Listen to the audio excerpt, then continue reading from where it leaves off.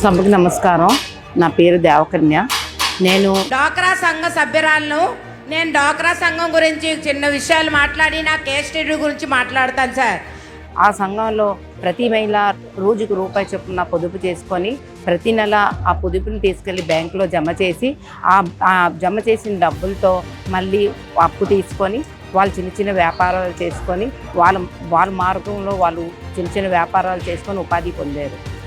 ఈరోజు మహిళా సాధికారత గురించి మీరు మమ్మల్ని ఒక మార్గదర్శకగా నిలబెట్టి ఈరోజు మేము ఈ స్టైల్స్కి వచ్చి స్టేజ్ మీద మాట్లాడుతున్నామంటే ఆ ఘనత అంతా మీదే సార్. ఇతర రాష్ట్రాలు కూడా నేను ట్రైనింగ్ ఇవ్వడం, మన 13 జిల్లాల నుంచి 1000 మంది ఎంపిక చేసి ఇతర రాష్ట్రాలకి ట్రైనింగ్ పంపించారు. మీరు మమ్మల్ని హామీ ఇచ్చి మమ్మల్ని గుర్తించి మళ్ళీ మాకు ఇతర రాష్ట్రాలకు పంపించాలని నేను కోరుకుంటున్నాను సార్. మళ్ళీ మహిళా సాధికారత రావాలి, మేము బయటికి వెళ్ళి తిరగాలి, మాకు భయం లేకుండా మేము తిరుగుతామని నేను ఇప్పుడు అనుకుంటున్నాను సార్. మేము మొత్తం మిమ్మల్ని బంపర్ మెజార్టీతో గెలిపించి మేము మహిళలందరూ మిమ్మల్ని ముఖ్యమంత్రిగా చూడాలని అనుకుంటున్నాం సార్. Thank you. ఒక డ్వాక్రా మహిళ సభ్యురాలు ఎంత చక్కగా మాట్లాడిందో మీరు చూశారు. మా ఆడబిడ్డ బాగా మాట్లాడుతుందంటే అది నేను నేర్పించినటువంటి విద్య. నేను గర్వపడుతున్నా.